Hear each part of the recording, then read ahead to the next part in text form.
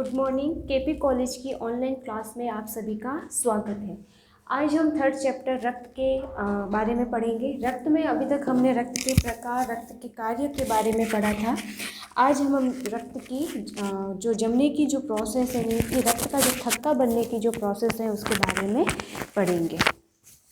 कई बार जैसे हम देखते हैं कि हमको जैसे चोट लग जाती है, हम गिर जाते हैं, या जैसे कि कोई भी सब्जी काटते समय या चाकू से वगैरह से हमारे हाथ में चोट लग जाती है, या फिर किसी दीवार से रगड़ खाते समय हमारे वहाँ की स्किन जो होती है, त्वचा जो है वहाँ से निकल जाती है।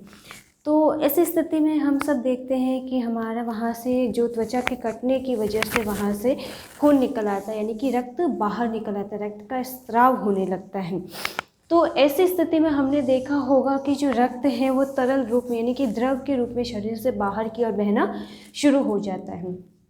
तो कई बार ऐसी स्थिति भी उत्पन्न होती है कि रक्त का बहना जो है वो रुक नहीं पाता है, यानी कि रक्त लगातार ज़्यादा चोट लगने पर रक्त बहना बहुत ज़्यादा अधिक मात्रा में बह जाता है। अगर उस समय रक्त को रोका ना जाए तो क्या होगा, जैसे कि हम देखते हैं कि कई बार एक्सीडेंट वगैरह हो जाते हैं, बहुत बड़ी दुर्घटना हो जाती है।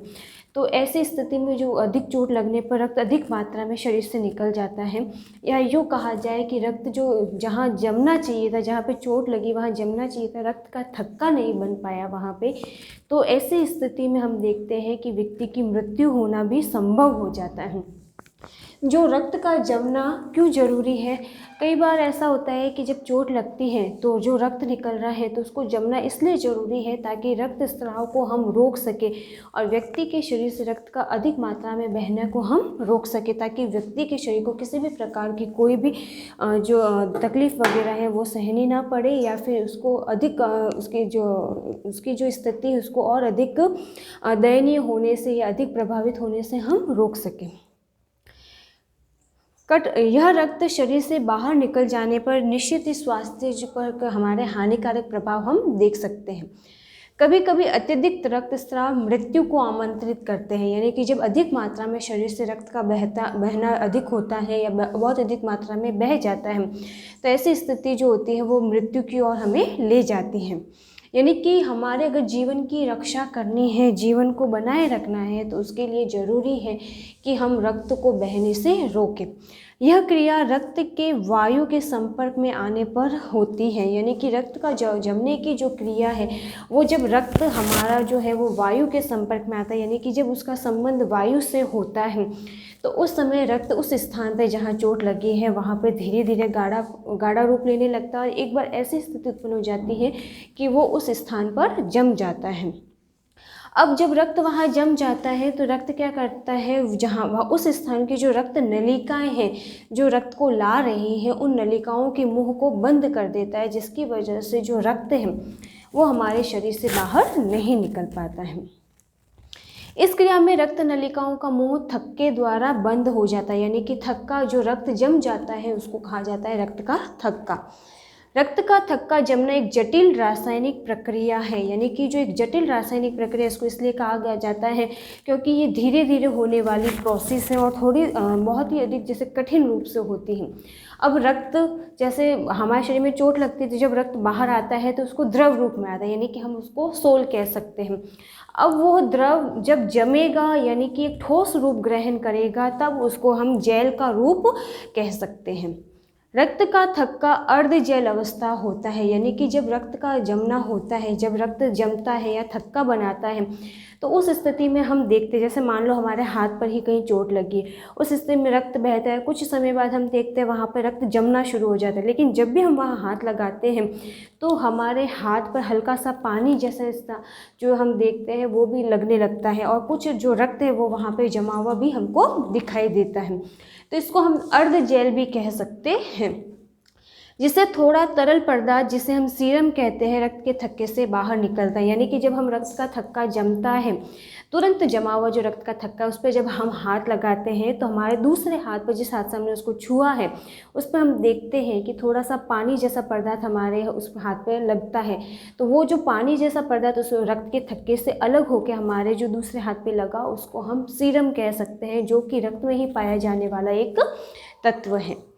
शरीर के किसी भी भाग पर चोट, घाव या तो कट जाने पर उसमें से रक्त बहना शुरू हो जाता है, परंतु 5-7 मिनट में वहाँ रक्त का बहना बंद हो जाता है। जैसे हम देखते हैं जब जैसे चोट लगी तो बहुत ही तुरंत एकदम हम देखते हैं कि उसमें से रक्त का बहना शुरू हो जाता है, लेकिन जैसे जैसे 5 मिनट 10 मिनट में हम देखते हैं धीरे धीरे वहाँ से रक्त का बहना थोड़ा कम हो जाता है और जो रक्त बाहर निकला था वो वहाँ पर ठोस रूप में यानी कि अर्ध ठोस रूप में जेल के समान हमको वहाँ पर दिखाई देता है, जिससे रक्त वाहिनियों की नली का मुंह बंद हो जाता है। अब जो रक्त वहाँ बाहर निकल के आया है वो उन रक्त वाहिनियों का मुंह बंद कर देता है, जिससे उन वाहिनियों से अतिरिक्त मात्रा में रक्त का बहना नहीं हो पाता है।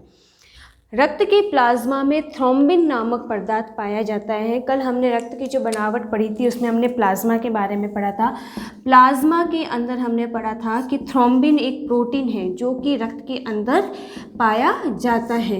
ये थ्रोम्बिन ही हमारे रक्त को जमाने का कार्य करता है। यह रक्त की फाइब्रिनोजन प्रोटीन को द्रव से ठोस रूप में बदल देता है। जो प्लाज्मा में थ्रोम्बिन पाया जाता है वो रक्त में उपस्थित फाइब्रिनोजन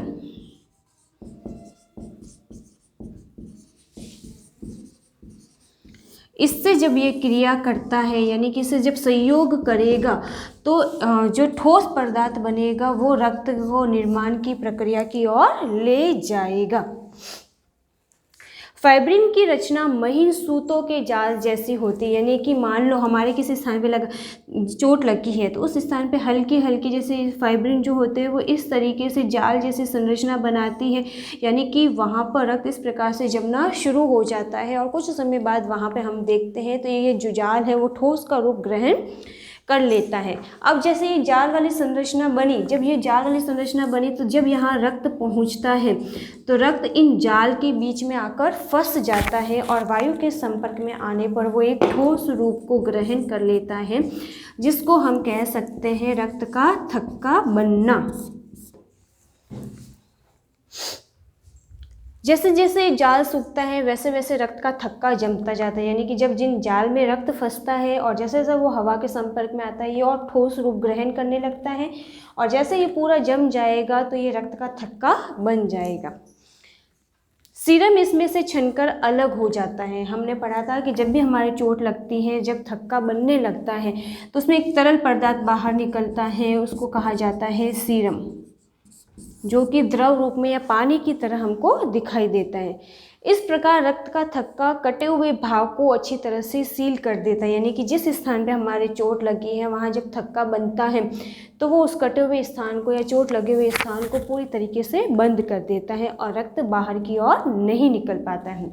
रक्त के जो जमने की जो प्रोसेस है वो 3 प्रकार से होती है, 3 चरणों में होती है। पहला है प्रोथ्रोम्बिन का सक्रिय होना। प्रोथ्रोम्बिन जो है वो थ्रोम्बिन की वजह से जो होता है प्रोथ्रोम्बिन की प्रक्रिया शुरू होती है और रक्त का बनना शुरू हो पाता है। यह प्रोथ्रोम्बिन रक्तवारी में उपस्थित होता है। रक्तवारी रक्त का ही एक भाग है, यानी कि हमने कल पढ़ा था जो रक्तवारी के अंदर जो है प्रोथ्रोम्बिन पाया जाता है।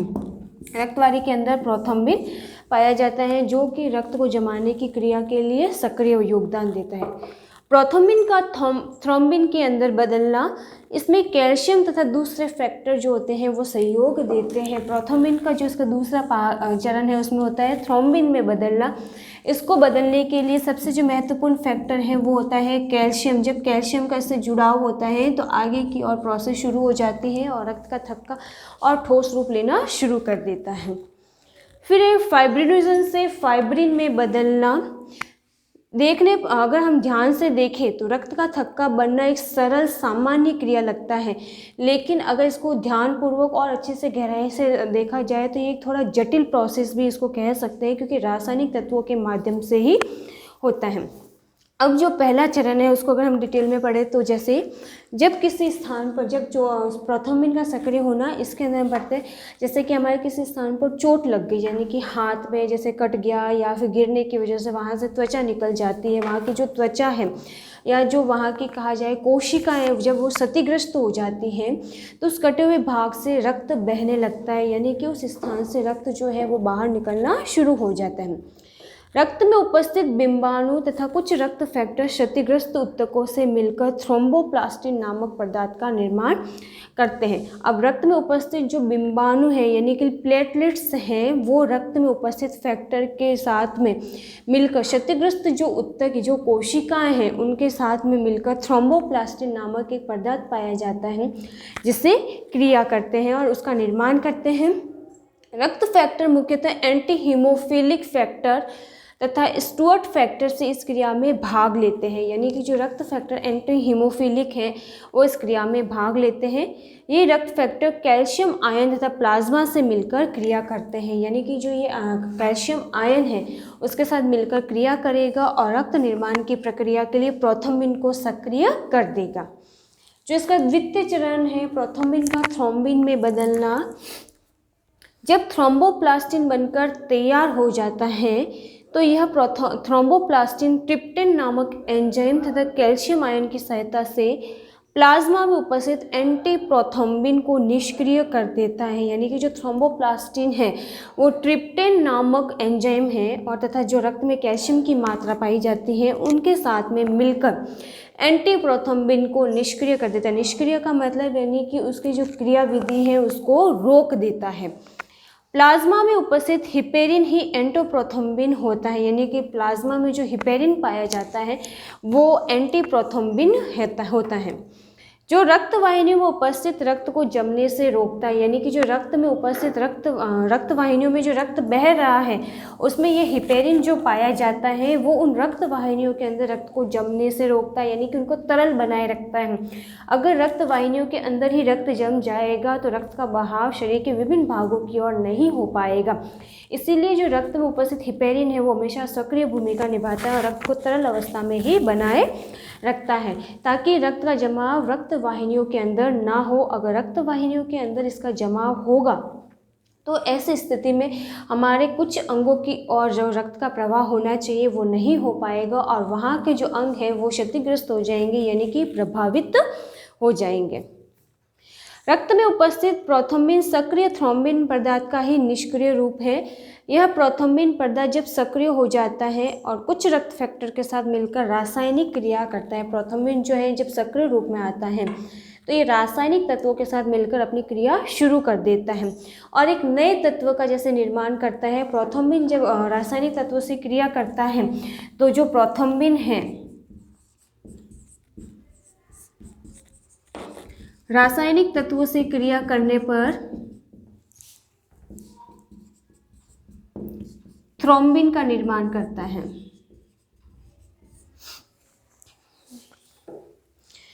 इस प्रकार थ्रोम्बिन कैल्शियम रक्त फैक्टर के साथ मिलकर थ्रोम्बिन बनाते हैं। तृतीय चरण जो इसका है वो है फाइब्रिनोजन से फाइब्रिन में बदलना।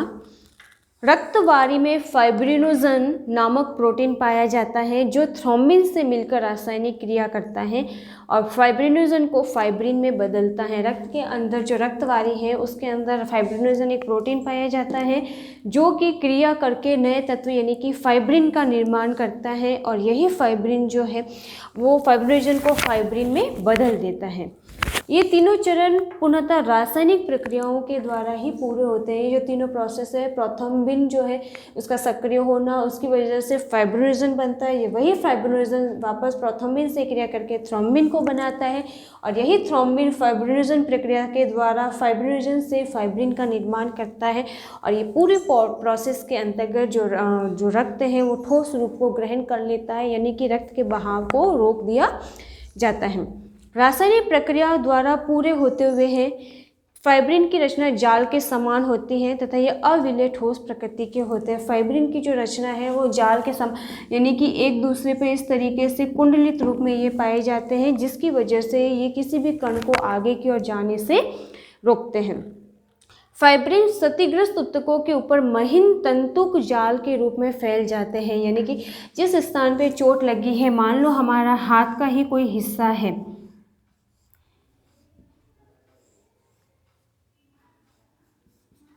मान लो हमारे हाथ के हिस्से में चोट लगी है, तो यहाँ के जो ऊतक हैं जब वो क्षतिग्रस्त हो जाते हैं तो वहाँ से जो रक्त बाहर निकल आ रहा है, तो उस रक्त के ऊपर इस तरीके से रक्त वाली के अंदर जो थ्रोम्बिन फाइब्रिन पाए जा रहे हैं वो जाल बनाने की क्रिया शुरू कर देते हैं, और वही रक्त के कण आकर इन जालों के बीच में फंस जाते हैं, और फंसने की वजह से जब वो वायु के संपर्क में आते हैं तो एक ठोस पदार्थ का निर्माण होता है जिसको कहा जाता है थक्का, यानी कि रक्त का जमना। इस तंतुक जाल में रक्त कणिकाएं आकर फंस जाती हैं, रक्त का थक्का बन जाता है।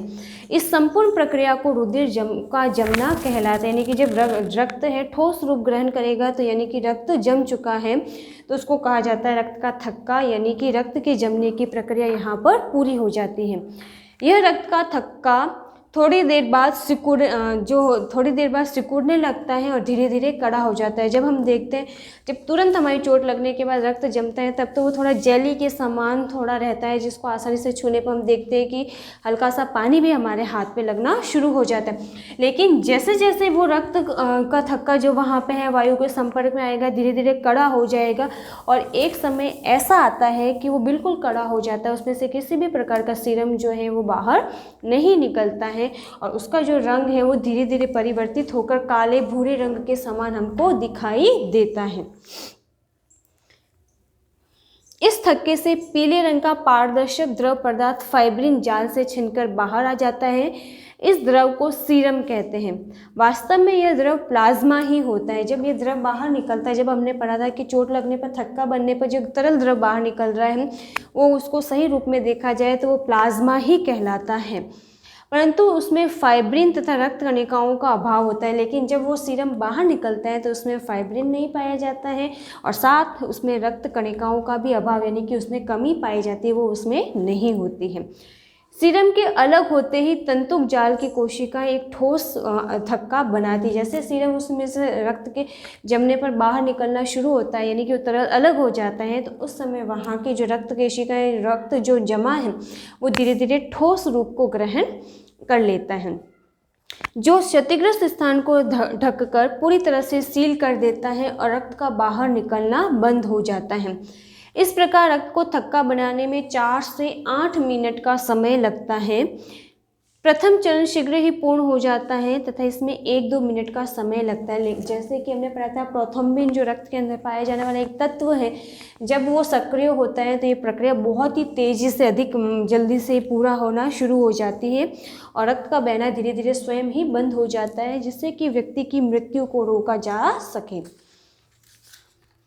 अभी तक हमने पढ़ा कि किस प्रकार से रक्त जो बहाव होता है, रक्त को किस प्रकार से रोका जा सकता है और रक्त का थक्का बनना क्यों जरूरी है। अगर नहीं बनेगा तो ऐसे व्यक्ति की मृत्यु होना संभव है, क्योंकि रक्त की कमी होने पर व्यक्ति की मृत्यु हो सकती है।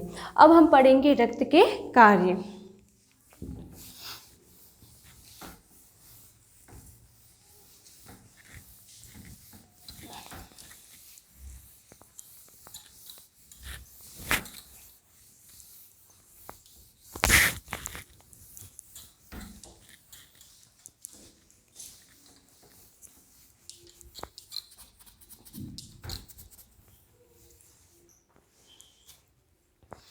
रक्त के कार्य जैसे जानने के लिए सबसे पहले हमने पढ़ा था कि रक्त का कार्य होता है एक स्थान से दूसरे स्थान तक विभिन्न अंगों तक रक्त को पहुंचाना। जो रक्त होता है वो रक्त वाहिनियों के माध्यम से पहुंचते हैं।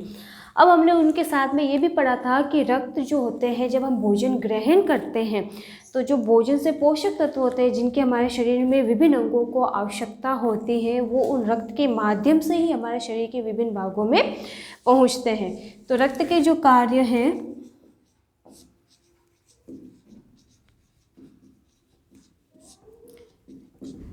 पहला कार्य हो जाएगा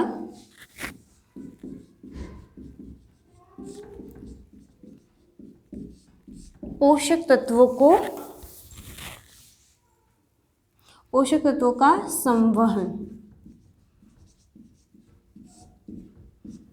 जैसा कि पहले ही हम पढ़ चुके हैं कि जो रक्त है वो जब भोजन का पाचन होता है हमारे शरीर में तो उसमें से जो आवश्यक तत्व होते हैं वो अपने में मिला लेता है और उन पोषक तत्वों को हम रक्त के माध्यम से शरीर के विभिन्न अंगों में रक्त वाहिनियों द्वारा बहते हुए शरीर के जिन भागों में उसकी उस पोषक तत्व की आवश्यकता है वहाँ पर उनको पहुँचाता है।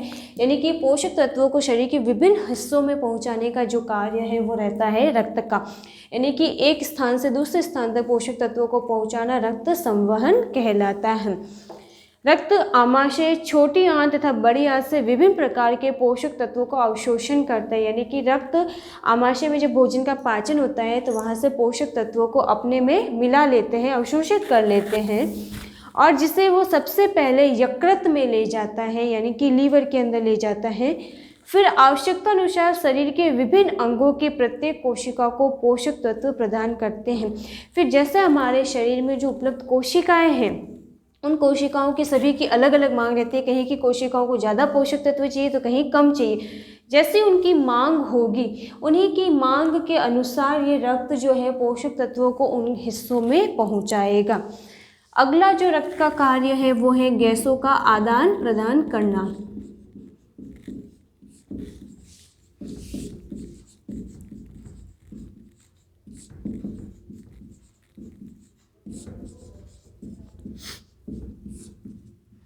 हमने कल पढ़ा था कि जब हम श्वसन क्रिया करते हैं तो श्वसन क्रिया के दौरान हमारे शरीर में ऑक्सीजन नामक जो गैस है यानी कि O2 गैस जो होती है वो रक्त के फेफड़ों में पहुंच जाती है और फेफड़ों से उस रक्त में वो जो हीमोग्लोबिन नामक तत्व पाया जाता है वो ऑक्सीजन से क्रिया करके ऑक्सी हीमोग्लोबिन बनाते हैं। यानी कि हमने कल पढ़ा था हीम जो तत्व है वो ऑक्सीजन से क्रिया करके यानी कि जो हीम यानी कि जो हीम लोह तत्व है यानी कि हीमोग्लोबिन वो ऑक्सीजन से क्रिया करने के पश्चात में ऑक्सी हीमोग्लोबिन का निर्माण करते हैं।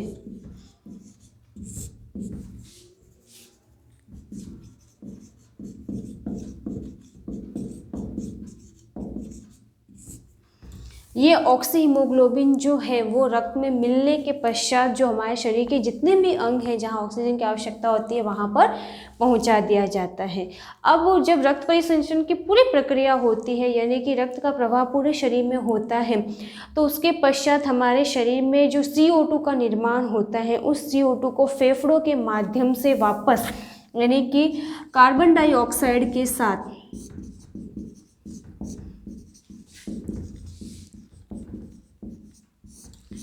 हीमोग्लोबिन क्रिया करके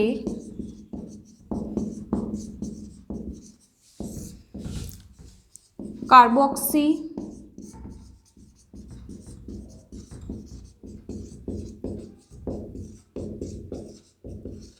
हीमोग्लोबिन का निर्माण करते हैं और जो ये कार्बोक्सी हीमोग्लोबिन जो होते हैं वो फेफड़ों से होते हुए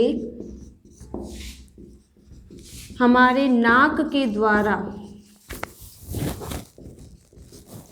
शरीर से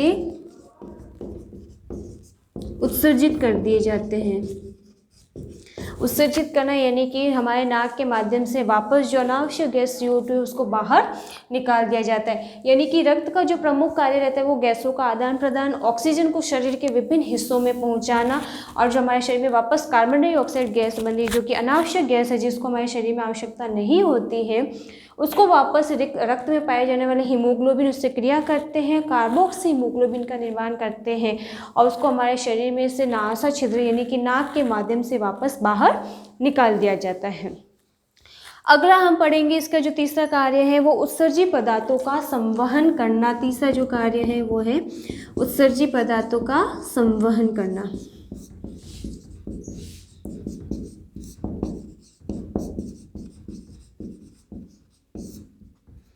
उत्सर्जी पदार्थ जब भोजन का पाचन हुआ जब हम पाचन के दौरान जो पोषक तत्व थे वो तो रक्त के द्वारा ग्रहण कर लिए गए और जो आवश्यक तत्वों को वापस उन्होंने जो रक्त ने विभिन्न अंगों में कोशिकाओं में पहुंचाकर उसकी पूर्ति कर दी।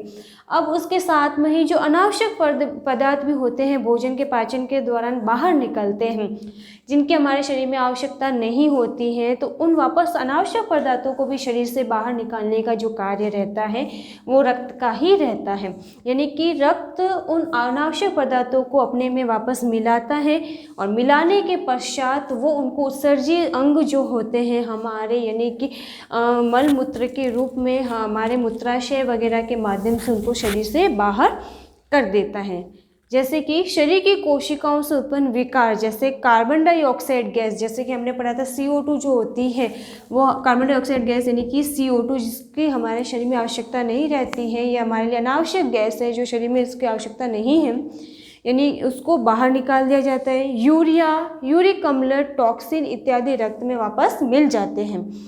ये सभी उत्सर्जी वर्ज्य पदार्थ, उत्सर्जी यानी कि जिनको शरीर से बाहर निकालने के योग्य है, वर्ज्य यानी कि जिनकी हमारे शरीर में कोई भी आवश्यकता नहीं है, जो शरीर के लिए हानिकारक होते हैं, यानी कि अगर इनको शरीर से बाहर नहीं निकालेंगे तो ये हमारे शरीर में बने रहने की वजह से विषाक्तता यानी कि हानिकारक तत्वों को और उत्पन्न करेंगे, और ये तत्व हमारे शरीर के विभिन्न अंगों को क्षतिग्रस्त करेंगे और बीमारी उत्पन्न कर देते हैं। इन सभी वर्ज्य पदार्थों को रक्त परिवहन करता है, यानी कि रक्त अपने में मिला के शरीर के विभिन्न हिस्सों से होता हुआ उनको उत्सर्जी जो अंग है हमारे, यानी कि मूत्राशय वगैरह के माध्यम से उनको शरीर से बाहर निष्कासित कर दिया जाता है। निष्कासित यानी कि शरीर से बाहर निकाल दिया जाता है। अगला जो रक्त का कार्य है वो है रोगों से रक्षा करना।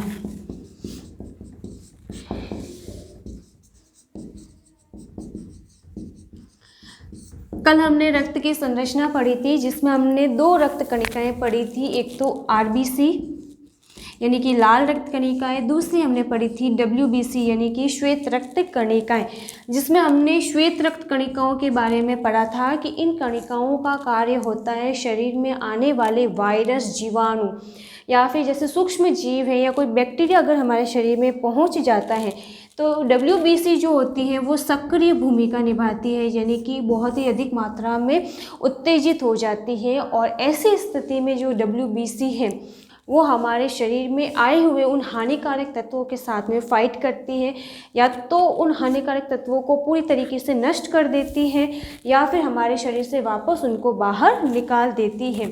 तो जो रक्त में जो WBC पाई जाती है वो रक्त के माध्यम से मिलकर उन हानिकारक तत्वों को हमारे शरीर से बाहर निकालती है, यानी कि रोगों को फैलने से हमारे शरीर में रोकती है। साथ ही जो WBC है इसका प्रमुख कार्य भी होता है प्रतिरक्षा उत्पन्न करना। प्रतिरक्षा का मतलब होता है रोगों से लड़ने की क्षमता उत्पन्न करना।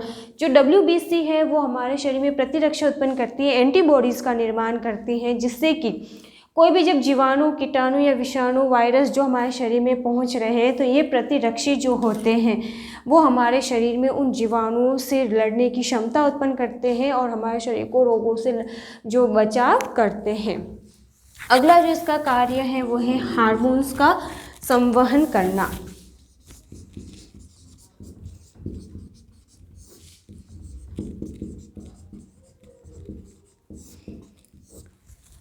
जो रक्त है, हमने कल पढ़ा था कि हमारे शरीर में कुछ अंतःस्रावी ग्रंथियाँ पाई जाए। अंतःस्रावी यानी कि शरीर के अंदर पाई जाने वाली ग्रंथियाँ। अब ये ग्रंथियों में से क्या होता है, हमेशा कुछ न कुछ मात्रा में तरल द्रव्य या स्राव निकलते रहते हैं, जिनको हम हार्मोन कह सकते हैं। ये जो हार्मोन है वो सीधे निकलकर रक्त में मिल जाते हैं, और रक्त में मिलने की वजह से ये हमारे शरीर के जितने भी अंग हैं जिनमें इनकी आवश्यकता होती है, ऊतकों में आवश्यकता होती है, इन हार्मोनों को रक्त के माध्यम से पहुंचा दिया जाता है। जैसे कि हमारे अंतःस्रावी ग्रंथियाँ, जैसे कुछ एग्जांपल के तौर पे हम देखें तो अंतःस्रावी ग्रंथियों में थायराइड ग्रंथि है, जो पिट्यूटराइन ग्रंथि है, एड्रिनल ग्रंथि है, ये सभी ग्रंथियाँ होती हैं। इन ग्रंथियों से एक तरह के पदार्थ निकलते रहते हैं जिनको हार्मोन्स हम कहते हैं। इन हार्मोन को रक्त शरीर के विभिन्न हिस्सों में पहुंचाते हैं। अगला जो रक्त का कार्य है वो है शरीर के तापमान को नियमित करना।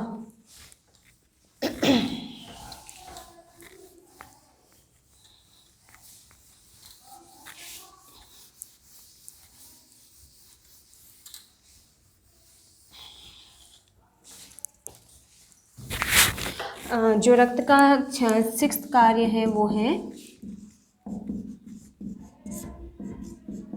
शरीर तापमान नियंत्रण।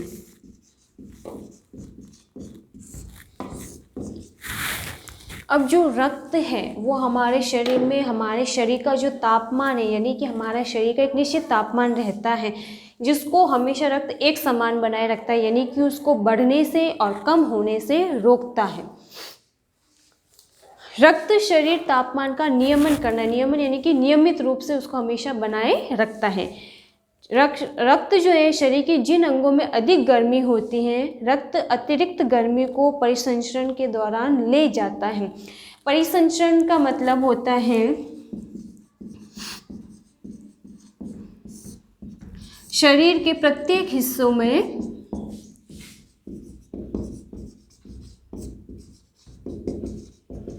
रक्त का बहना, यानी कि जब रक्त शरीर के प्रत्येक हिस्सों में बहता है, एक स्थान से दूसरे स्थान की ओर गति करता है, तो ऐसी स्थिति में जो रक्त है शरीर के जिस भी हिस्से में तापमान अधिक होगा वो अपने में उस तापमान को मिलाकर उन हिस्सों में से उसको नियमित रूप से एक निश्चित तापमान बनाकर वहाँ से अतिरिक्त तापमान को बाहर निकाल देता है, और जिन अंगों में को गर्मी की आवश्यकता होती है वहाँ पर छोड़ देता है। यानी कि शरीर के वो अंग जहाँ पे थोड़े ठंडे हो जाते हैं, जिनको थोड़ी की गर्मी की या तापमान की आवश्यकता होती है, वहाँ पर उस तापमान को ले जाकर छोड़ दिया जाता है। यानी कि ये हमारे शरीर में एक हमेशा निश्चित तापमान को बनाए रखता है। जिसका अगला कार्य है वो है रक्त का थक्का बनना।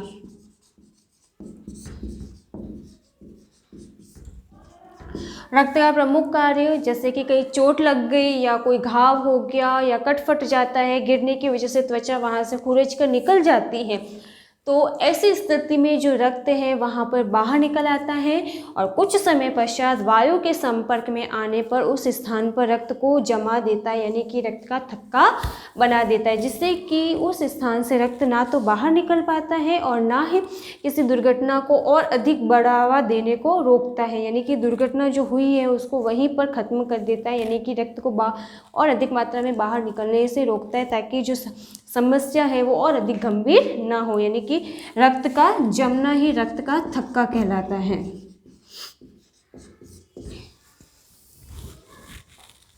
फिर है घाव व चोटों की मरम्मत करना। रक्त का जो अगला कार्य है वो है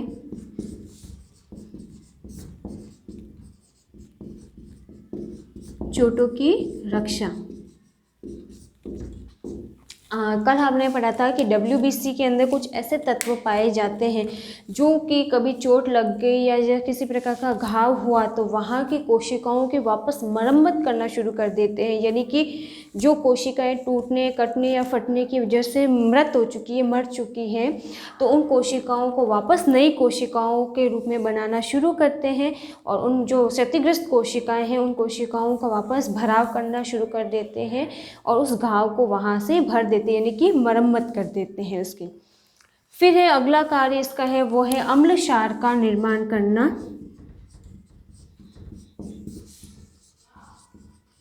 अम्ल क्षार का संतुलन।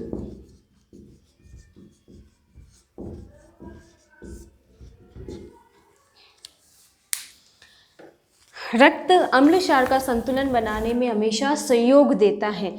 रक्त क्षारीय प्रकृति का होता है जो कि उसमें उपस्थित हीमोग्लोबिन, प्लाज्मा, प्रोटीन इत्यादि जो होते हैं हमेशा बफर का कार्य करते हैं, यानी कि जो अम्ल और क्षारीय जो स्थिति होती है उसको उत्पन्न होने से रोकते हैं, यानी कि अम्ल और जो क्षार है उसको हमेशा बैलेंस बनाए रखते हैं, उनको बराबर बनाए रखते हैं। फिर है जल का संतुलन। जो अगला कार्य है वो है जल संतुलन।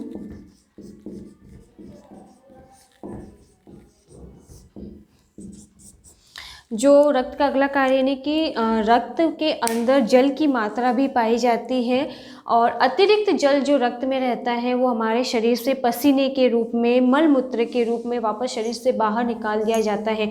यानी कि अतिरिक्त जो जल है वो हमारे शरीर में जो अनावश्यक रूप से उनको उत्सर्जी अंगों के माध्यम से आंसू के रूप में, पसीने के रूप से, मूत्र के रूप में हमारे शरीर से बाहर कर देते हैं, जिससे कि जल की मात्रा है वो रक्त में अधिक ना बनी रहे या शरीर में अधिक ना हो और उसका हमेशा बैलेंस बना रहे। फिर है शरीर, यह शरीर के सभी ऊतकों एवं कोशिकाओं को नम बनाए रखता है। यानी कि जो रक्त है वो हमेशा तरल रूप में पाया जाता है और यह तरल रूप में पाए जाने की वजह से हमेशा हमारी जो कोशिकाएं हैं या जो ऊतक हैं उनको हमेशा नमी प्रदान करता है, यानी कि उनको ठोस होने से, सख्त होने से, शुष्क होने से बचाता है। अगला जो रक्त का कार्य है वो है रक्तचाप नियंत्रण करना। रक्तचाप का मतलब होता है ब्लड प्रेशर। हमने सुना होगा कि कई बार ब्लड प्रेशर बढ़ जाता है, तो ऐसी स्थिति में जो रक्त है, रक्त का प्रमुख कार्य है कि रक्त आयतन और विस्कोसिटी जो द्वारा रक्तचाप है उसको हमेशा ये सामान्य बनाए रखता है, यानी कि रक्त के बहाव को एक ही गति से एक स्थान से दूसरे स्थान की ओर ले जाता है। जब कभी ऐसा होता है कि जब हमारे कहीं स्थान की रक्त वाहिनियाँ हैं शरीर में, वहाँ पे दबाव अधिक हो जाता है या धक्का अधिक लगता है, तो ऐसी स्थिति में जो रक्त का बहाव है तेज़ी से होने लगता है। यानी कि रक्त का बहाव जब तेज़ी से होता है तो इसका मतलब है कि रक्तचाप बढ़ जाता है, ब्लड प्रेशर बढ़ जाता है। तो रक्त का प्रमुख कार्य यही रहता है कि उस ब्लड प्रेशर को बढ़ने से रोकना या अधिक होने से रोकना। तो आज हमने रक्त के कार्य के बारे में पढ़ा। अगर आपको किसी भी प्रकार की कोई क्वेरी है तो आप इस नंबर पर कांटेक्ट कर सकते हैं।